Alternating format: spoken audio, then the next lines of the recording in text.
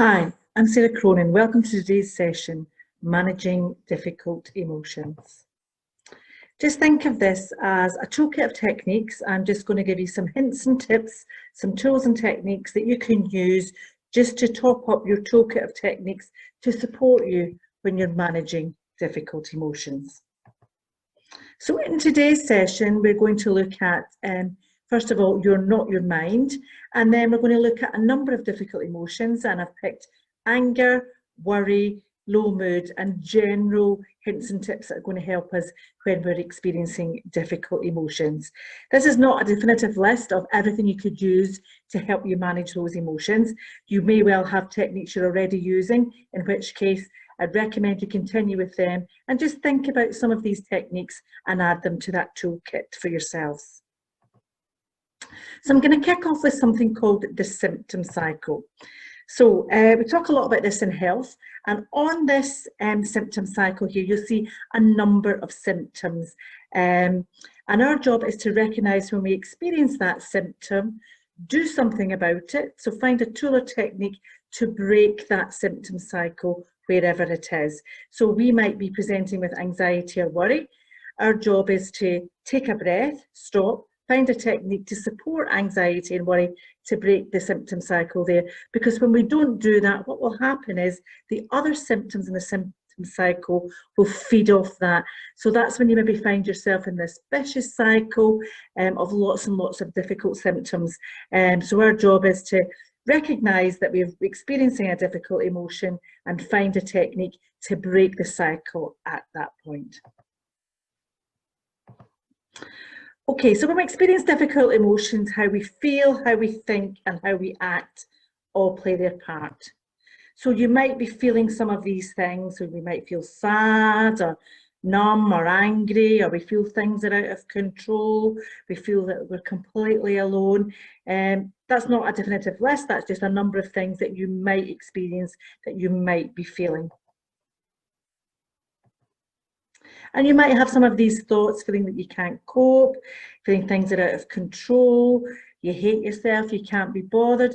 And I know myself, when I was experiencing difficult emotions, when I had a breakdown a number of years ago, absolutely a lot of those things there I can relate to, like the worst possible things going to happen. And then I lacked lots of, I was really demotivated, I lacked motivation, so I couldn't be bothered, and I felt quite lethargic. So I had a number of those thoughts that are on the screen there. So I just want to touch a little bit on our minds. So thinking, most irrational thoughts are based on opinions rather than hard facts. And the secret here is to recognise that you're having an irrational thought. So a fact, something that's true, is backed up by evidence. So you can say to yourself, where's the evidence? And it'll be there. An opinion, however, is something personal to somebody's thinking and is not backed up by actual hard evidence. So I've got a couple of slides here just to demonstrate that we're not our mind, we're separate from our mind, and actually some of the things, some of the tricks, if you like, our minds can actually play on us. So I'm going to look at facts and opinions. So we kick off with the woman is age 60, that's a fact. The chair is blue, again another fact. The price is 50 quid, all backed by evidence, facts. The comedian's Welsh. Opinions, however, might be something like this. The woman is old, that's somebody's opinion. Comfortable, the chair is comfortable, again an opinion. The price is very expensive, in somebody's opinion. And the comedian is funny, is hilarious, again, that is just somebody's opinions. So the blue are all facts, hard fact, evidence, and the rest, in the red, they're just people's opinions. So if you ask to describe somebody, you might use a mixture of facts and opinions. Bill's 5'10", he's 50, there's your facts, he's a lovely guy. That's your opinion. Wendy is a friendly young, again, somebody's opinion, and she's a hairdresser, and that's a fact. And generally speaking, we don't distinguish between facts and opinions. It's the same when we tell somebody who we are. So Brian might say, I'm male, I'm 45, I'm depressed, and I'm unemployed. I don't cope very well, I'm not very good with people, and I lose my temper far too easily. So that's how Brian might talk about himself.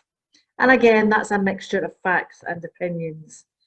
So there's all the facts: the unemployed, 45 years old, male, depressed. And they're just opinions, and they're just things that there's no evidence, and they're just facts that opinions that he's just made up about himself. So the descriptions that we give ourselves, apart from the name, age, address, are just opinions, and they're possibly opinions that our minds have made up about us. There's no facts about whether you're old, stupid, or clever. Opinions or judgments, that's just what they are. So two people aged 50, one thinks I'm old, the other thinks I'm young. These are just people's opinions. Neither's right or wrong, merely an opinion. But the different opinions might well affect how you feel and how you act. And this might be what we tell ourselves, or how when we listen to our minds, what our mind tells us, and we take that on board, that can really affect how we feel and how we act. So if someone ever said to you, what kind of a person are you? You might go, gosh, I'm a little bit lost for words. But your mind would rise to the challenge, the mind would muscle in, it would say, leave this to me. And it would come up with all sorts of opinions or judgments, some of which may be highly critical of you. So don't believe your mind, because you're not your mind. Get wise. Your mind is just making it up. And your mind invents things. And your mind confuses opinions, which are often really, really critical. I know my mind is super critical of me, and it confuses opinions with facts. But that's up to you whether you buy into it or not. Your mind is entitled to its opinion, but also you are entitled to yours.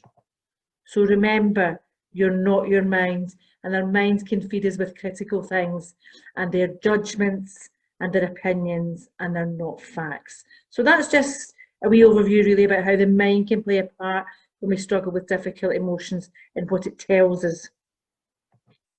So let's look at some strategies to help. So let's take worry to begin with. So I have an Instagram and a Facebook page, and I put a little motivational quote up every day, and this is taken directly from that. And worrying was a topic we were looking at a few weeks ago. So worrying's like a rocking chair. It gives you something to do, but it doesn't get you anywhere. So that's it in its simplest form. Worrying doesn't help us, it doesn't get us anywhere, but I do know that it's a very difficult thing just to stop. It's not as easy as that little rocking chair analogy there. So a good technique is to schedule worry time. Psychologists say that if you schedule worry time, if you park worry time, so when your mind is worrying all the time, all the day, you say to your mind, do you know what? I'm not going to worry about that now. I'm going to park that till later on in the day, and I'm going to have a worry time for half an hour about 5 o'clock. So with worry time, we choose a time and a place for worrying. So in this example, it's the same time every day. So it might be, I'm going to worry in the living room between 5 and 20 past 5 every evening. Think about doing that a wee bit early so it doesn't interfere with bedtime. So try not to do that just before you go to bed, because that might interfere with your sleep routine. And during this worry time that you've scheduled, you can worry about whatever is on your mind, but that will free up the rest of the day for you. The rest of the day is a worry-free zone. And then during this time, write down your worries, yeah? So if a thought comes in during the day, jot it down, remind yourself you're going to park it for later. And actually, I've just said there at the bottom of that slide there, writing down your thoughts on your phone or on a notepad is much harder work to do than simply regurgitating and thinking about them all the time. So actually your worries are more likely to lose their power that way. And then go over the worry list during the worry period, yeah? Look at the worries, examine them, see if you can get different perspective. And if the worries don't seem important anymore, just simply cut them out and cut your worry period short and go on and enjoy the rest of your day. And during the worry time, what can be quite helpful is actually to ask yourself some questions, and that can be helpful. So some questions you might want to ask are, where's the evidence? So looking at where's the evidence, whatever it is you're worrying about, where are the hard facts? So take a wee pause, a wee step back and ask yourself, where is the evidence here? And during the worry time, ask yourself, is there a more positive, a more realistic way of looking at the situation that's causing you worry? You might want to ask yourself, will this be important this time next week or next month? What's the probability this is actually going to happen? You don't have to ask all these questions, but some of these questions you'll think, oh, I like the sound of that, I'll maybe try that the next time. Is this thought helpful? Is it going to help me? How will it hurt me? And then also, what would I say to a friend who had this worry? We're much more empathetic and kinder to our friends than we are to ourselves. So actually just, turn it around a wee bit and say, what would I say to a friend who had this worry? So there's a couple of questions that you might want to ask yourself during worry time. So it's a productive time. Okay, let's have a wee look at low mood and depression. So if you've ever been on any of my face-to-face workshops, I'm a sucker for a wee quote, and I've got lots of quotes around the room. And here's one that really resonated for me when I was in a very dark place with my own depression. And somebody said to me, sometimes when you're in the dark, you've only just been planted, so you are going to grow again. And that was useful, just a little mantra to help me to move forward. So motivation can be a massive problem when we're presented with low mood or depression. And I've got a couple of wee things to think about that might help with motivation.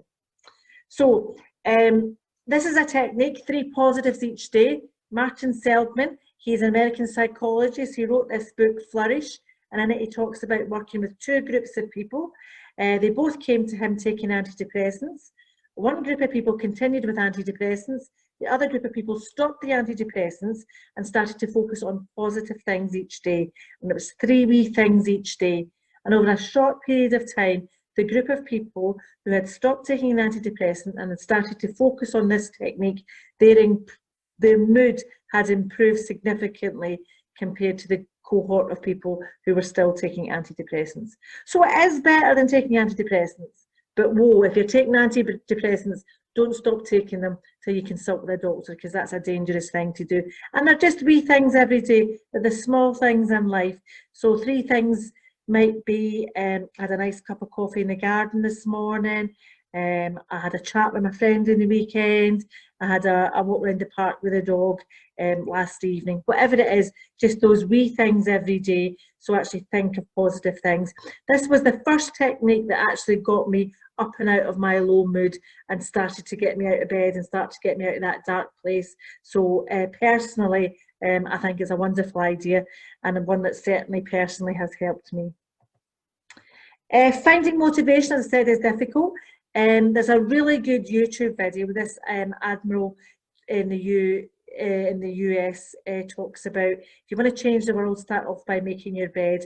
And what he's saying is, get up in the morning and make your bed, because if you have a really awful day and you're really depressed and you're really low and you're really lethargic, at least when you go to bed at night and you think, gosh, I've achieved nothing all day, go into a made bed, and that can help to snowball the motivation onto the next thing. JFDI, I've got my toolkit of techniques, and this firmly sits in my toolkit of techniques. It's called Just Flip and Do It. So there are times when I'm thinking, I can't be bothered, I lack motivation, I'm in a really low place, I'm in a really low mood, and I just say to myself, oh, just flip and do it, Sarah, because I do enjoy finding something that makes me happy. So at the minute, I've taken up running, and I think, oh, I've got to go out running, but actually just flip and do it, Sarah, because I never regret the run. So that's like a little mantra that is in my toolkit of techniques. Exercise, if we're in a low mood, that will get a natural endorphin or natural high. So maybe it is a you know, walk the dog in the park, and maybe it's, you know, even a wander around the garden for 10 minutes, some fresh air, some exercise. It doesn't have to be a mega workout at a gym, yeah? So that will give us, make us feel better, that natural high from exercise. Okay, a wee bit on anger.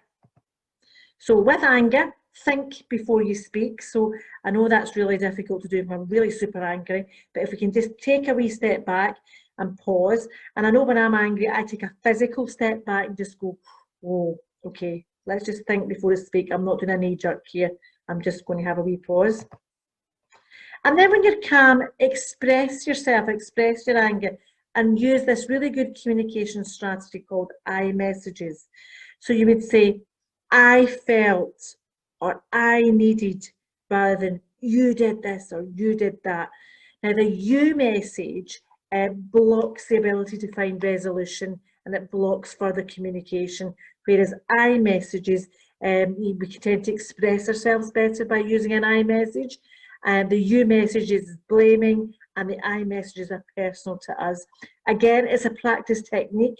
I don't naturally speak. I felt, I needed, I would like. Again, practice these techniques, and they work if you practice them.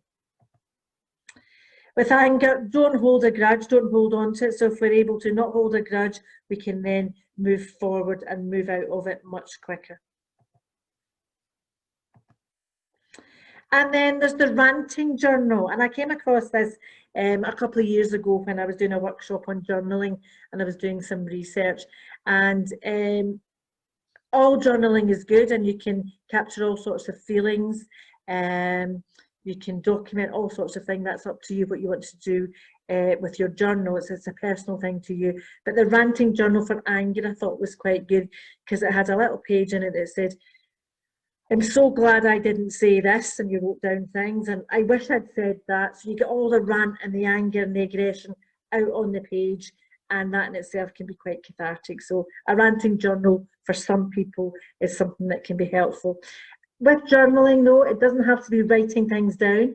I would say take a blank notepad so that you can be artistic, you can stick in pictures, you can draw pictures, you can doodle, you could express yourself with your rants with pictures. It doesn't have to be ruled paper, which in itself says write something down. It doesn't have to write things down. You can be expressive in any way which you would like. So, and then I've got just some general tools really to help to manage difficult emotions. And the first thing is the 3 R's.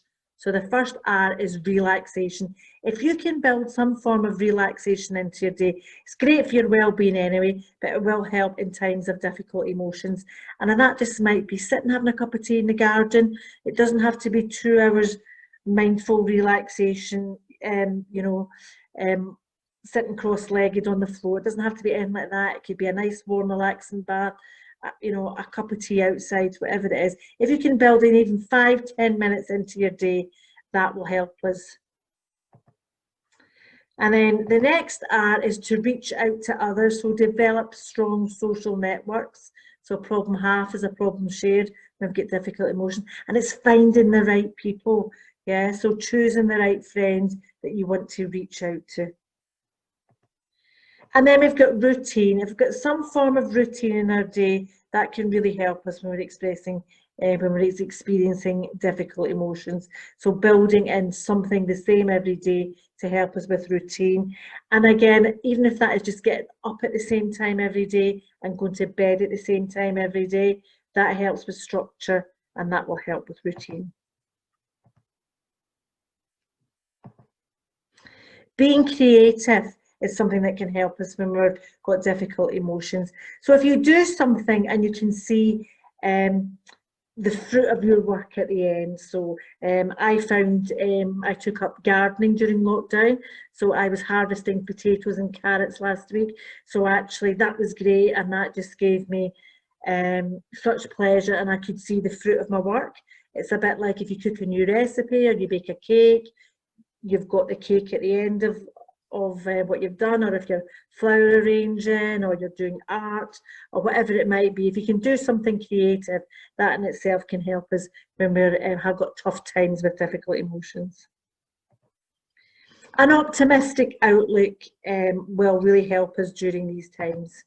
So with any difficult situation, that curveball comes in, or that, you know, that difficult, that challenging time, or we're not feeling great because we've got low mood, or we're angry, or we're tearful, or we feel guilt, whatever it might be, when that difficult situation comes knocking on your door, if you can think of what is one thing that is positive about this, and what is one opportunity within that situation.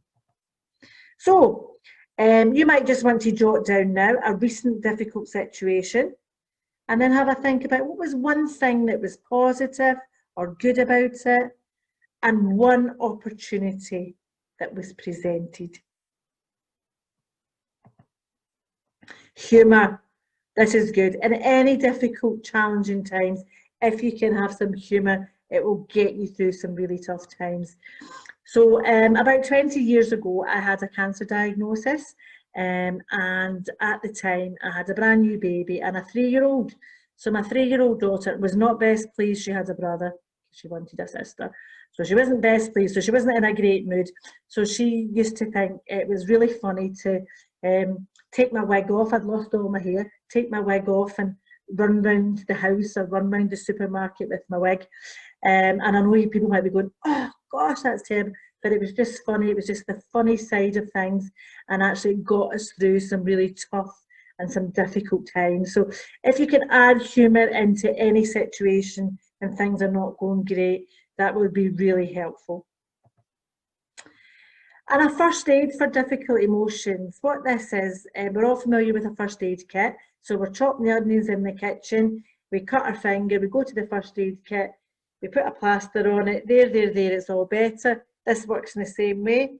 I've got a little jar, a little box that sits on my dressing table, and inside it I've got lots of little bits and pieces that I go to when I'm having difficult or challenging times. And it works a bit like a memory box. So in that box I've got things like a train ticket, some nice photographs, I've got some nice bath salts my daughter made for me to remind myself to have a nice relaxing bath. Got a wee bit of chocolate in there, Everybody loves a wee bit of chocolate.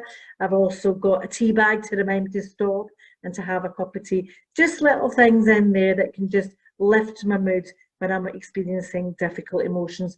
It might be something you might want to do. You might want to build your own little box, your own little tin with bits and pieces in. It can be very helpful. And then just to avoid quick fixes, so and that's things like when we're not feeling great, some people can start to gamble a lot more, or max out the credit cards, or you know, smoke more or drink more, or you know, have that sugary donuts, have that quick rush, and all these things initially will give you a high, but ultimately they're not a good thing. Yeah, so we avoid those quick fixes, because again, that's just going to add to kind of difficulties or challenges that you've got. And what I would say, if it's prolonged, if these difficult emotions are prolonged, you need to seek professional help. The strategies we've spoken about today, these are self-management strategies. These are tools and techniques that you can pick up for yourself, and you can use them to improve your well-being when you've got difficult emotions. However, sometimes we need professional help too, and self-management techniques work hand in hand with professional help. So don't be frightened to talk to somebody about it and to seek professional help. And finally, what I would say is build on your own existing strengths. Use what works. You know what works. I've just highlighted a few wee other bits and pieces for you to have a wee think about. Again, like I said earlier, they only work if you use them. So it takes at least 21 days for things to become a habit. So you need to keep using them and using them. It's a bit like when you ride a bike. You don't just pick it up and you can suddenly ride the bike. You've got to practice a few times. And it's the same with these techniques. So practice these techniques. Think about some of the things that you might want to add to your toolkit to help you at times when you've got difficult emotions. I've been Sarah Cronin, and perhaps you want to join me the next time. There's my email. If you've got any questions, don't hesitate to drop me a wee email, and hopefully see you next time. Bye for now.